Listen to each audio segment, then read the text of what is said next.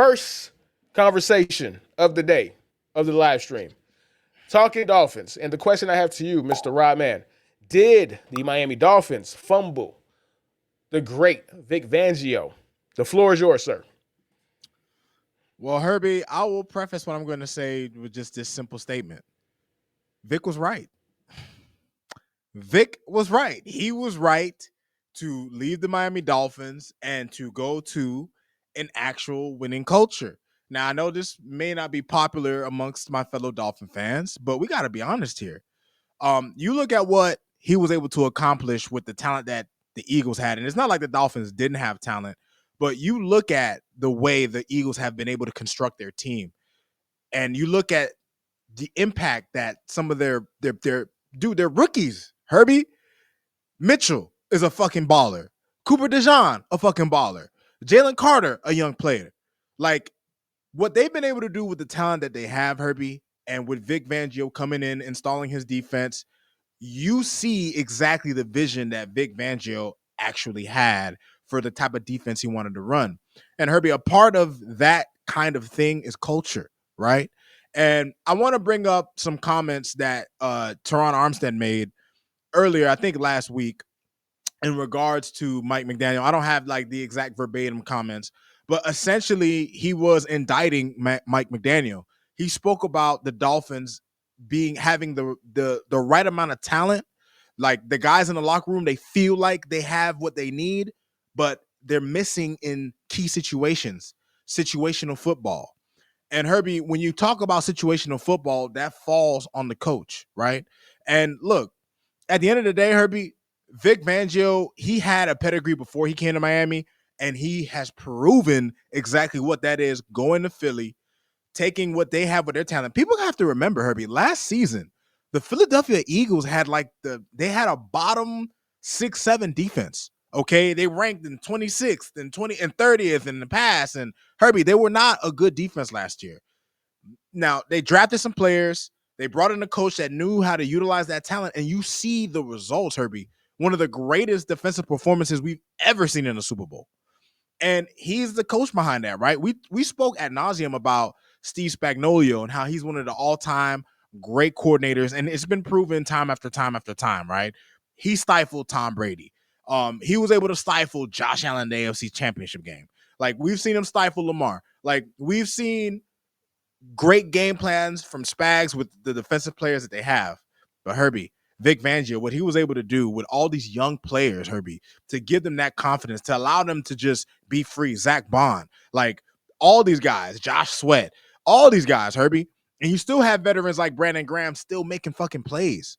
And Vic Fangio is it. Listen, the coach's job, Herbie, when they talk about scheme, the coach's job is to put the players in the best position to win. And Vic Fangio felt like he couldn't do that here, Herbie. Vic Fangio came to Miami. He delved into nightlife. You know what I'm saying? Probably went to some strip club. He probably had like a little stripper bit out here. You know what I'm saying? He probably had like a little stripper he was messing with. And you know, once that one arrived, he was like, man, let me get the hell out. Let me go up. Let me go up north. You know what I'm saying? Let me get focused. Because he clearly wasn't focused down here, Herbie, because there were so many times I saw this Miami Dolphins Vic Fangio defense completely falter. Okay. Josh Allen dropped 48 on the Vic Fangio defense in Miami. Lamar Jackson with the Ravens before Derrick Henry dropped 50 burger on us, okay, with Vic Fangio as our coordinator. So when he came here, he didn't do the job, but a part of that is probably not even all on him when it comes to that regard. The culture, that's where it starts. It starts with the head coach. Hell, you could even say it starts with the owner, right? But in this particular scenario, Herbie, the head coach does not have a culture that is befitting of winning football, Herbie. And it starts with the coach and the GM because you look at the talent too. You look at the talent too. Yeah, and to piggyback on what you're saying in regards to coaching, right? So I went and did some research because I'm like, dog, for whatever reason, I've never heard a bad word about Vic Fangio. I know that he's hard to deal with sometimes. He's from Pennsylvania, bro. That's just in his nature. That's how they are up there, the upper East Coast or whatnot. But nobody's ever said a bad word about him, right? When he was with the Broncos, he was beloved. When he was with the Chargers, he was beloved. When he took the job as an assistant with the Eagles, they really liked him before he went to the Dolphins. And only the Dolphins seemed to hate the nigga, bro. Like, it was only them.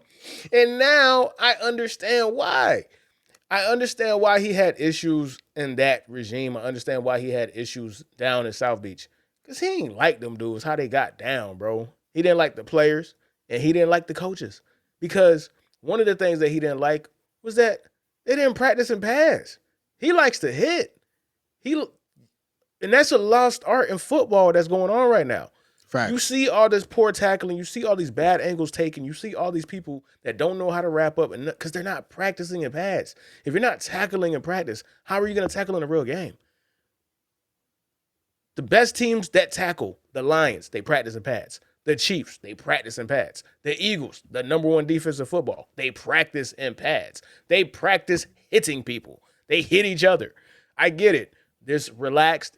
The football is a grueling sport. They've added a game. They're trying to add another week to this. It is it's a game of attrition, I should say. The Lions lost 50% of their roster. I get it.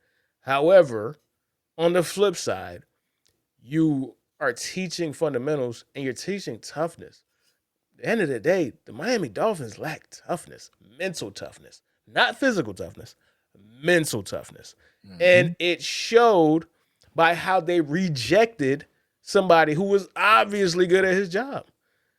Javon Holland was a all-pro under Vic Fangio. Now he's not even going to be a starter anymore when he left.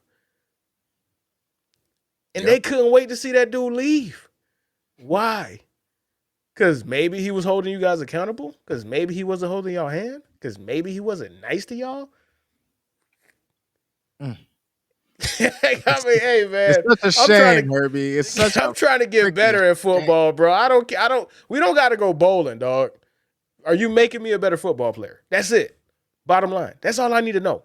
And are you putting him in position? Go ahead. I'm sorry to cut you off, right? No, I'm sorry to cut you off, but you just said something that struck me, Herbie. It's just like, Herbie, I can't stand the fact that we live in this fucking weird participation trophy era of, hey, you got to be nice to people. And Herbie, I get it.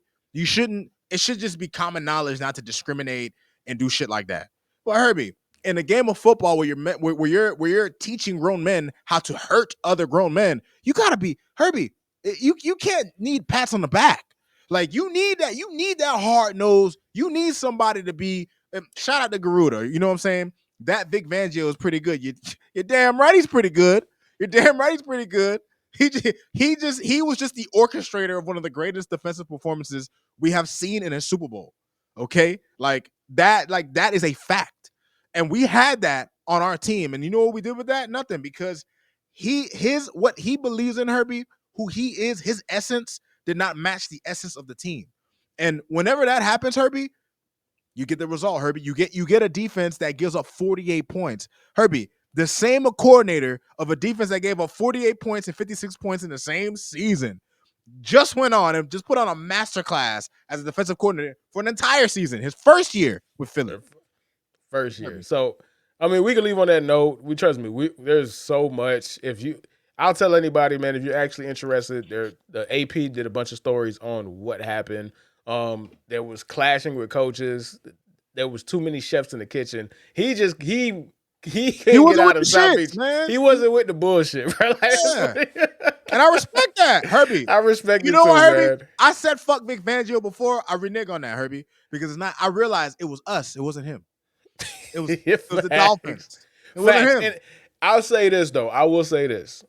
He always had one foot out of the door, and I think that made situations that definitely played a part, because if you feel like somebody that doesn't actually want to be there and he's going to act like it. So I'll be fair to the players and the organization in that regard. He always wanted to be for the Eagles, right? He thought he was going to get the Eagle defensive coordinator job. It went to Jonathan Gannon. The opportunity arose. He's seen it. So you knew what was going to happen. However, he was trying to make a lot of dudes better. And again, I wasn't in the locker room. I wasn't there. But I know that the defense did not get better with Vic Fangio not the president. So we'll leave on that note.